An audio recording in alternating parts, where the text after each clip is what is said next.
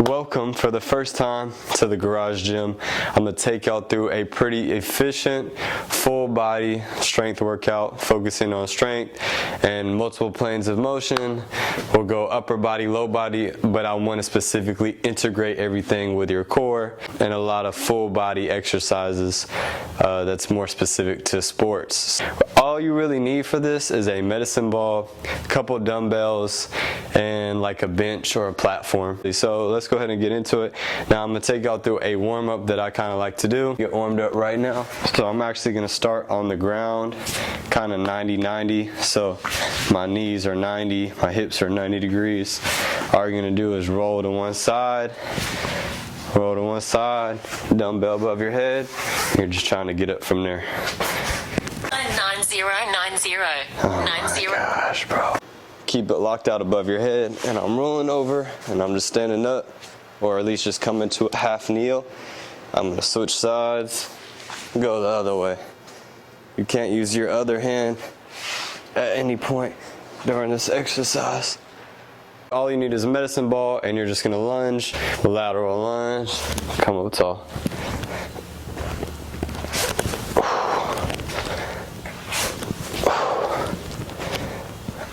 I'm gonna go 30 seconds on that. Have to lunge, then rotate into the leg, and then explode up from there. Make sure you're on balance. We'll stabilize at the top. Be on balance, own that position before you go into the next one. I have a ball with a handle. A kettlebell works great. You could also use a dumbbell. Start with it out in front of you, going RDL until your back is almost parallel with the ground. In this position, you're not rounding your back. We want that back to be flat. We want our chest out. We want our, shoulder blades back behind you. So we're gonna go left leg just to start. Get to this RDL, reach down with the opposite hand to start, and you're just gonna go row, and then you're gonna clean it up here. So I'm just rolling it over my wrist. I'm gonna put it down, stay on my left leg, row to the other side. We're gonna go 30 seconds on this one as well. It's hot in here. Hot in the garage gym today, down in Tomball, Texas. Shout out Jimmy Butler. Head, you're just gonna drop, catch it. When I drop, my feet are splitting. So I'll be here, catch, catch.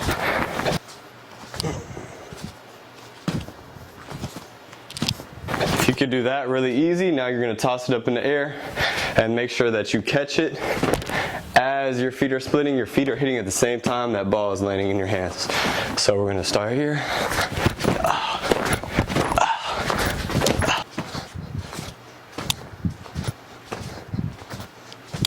This should be pretty easy. Should be working up a sweat, especially if you're out in Tomball, Texas. Shuffle. So now I'm gonna go 1, 2, here. 1, 2, here. 1, 2. And so I'm just dropping the ball and catching it on that last step. Now, if that's easy, once you get the hang of that, you're gonna toss it up in the air. Time it. Okay. So for this Euro step, we gotta go quick on that second step. So balance, but I wanna be quick on the first step. So we get 5 going that way. 5. Now we're gonna go straight into our marching hip bridge. So you need a box that is about knee height. You're just gonna bridge up, drive one leg up, hold 5 seconds. 1, 2, 3, 4, 5. Switch. 1, 2, 3, 4, 5. 1, 2, 3, 4, 5. We're gonna get into some power work now, so you need a box. So we're gonna start. Drop into a loaded position, and you're just jumping up on that box. Find a box that isn't too high. The goal is to break some of the fall on the box. Like, you don't want your box too high where you're gonna trip, fall on top of it. You don't need to go super heavy on this. I would actually start pretty light because it is a pretty difficult exercise. On the bench, where your shoulder should be on the side of it, bring your dumbbell up and you're just pressing from there. Make sure your hips and your feet are flat on the ground.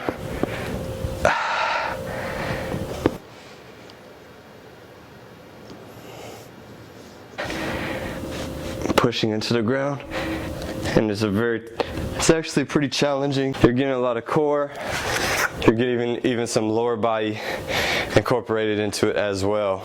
So you need your dumbbell. Again, make sure you're gonna go one leg, opposite weight should be in the opposite hand. Lean forward, rotate, go back down, rotate. Start with a bench to rest your foot on for stability. Once you get the hang of it, you should be able to do it without a bench. Chest is pretty parallel to the ground. You got 10 there as well. Body strength, working the post chain there. You need dumbbells.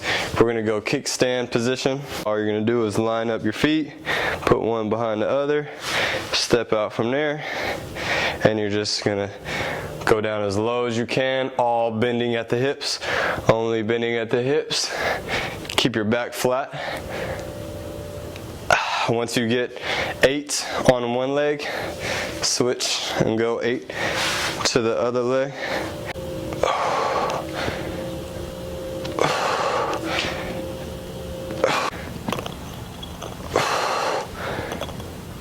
So for this rear foot elevated, I need 2 dumbbells. You need a bench or platform that is elevated for your back foot. And this needs to be around knee height. I kind of want my knee right over my toe. It's gonna come up from here, go back down. Now we're gonna go 6 reps on this one. 3 sets of 6, and then move on. I'm gonna get 2 cones. I'm gonna set them pretty close. I have 1 foot behind the cone. We're gonna go all 1 foot hops, so I'm just hopping back and forth as quick as I can.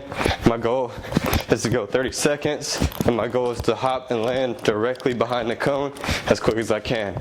If you notice your hops are kind of sloppy, or you're like missing all over the place, or you're pretty slow to get out of it, you either need to go a little bit more narrow with the cones or stay exactly where you're at. So until you can go 30 seconds and it's damn near perfect, very smooth, easy for you, then keep the cones close and then just gradually move them out. So, you know, eventually I could get a little bit farther.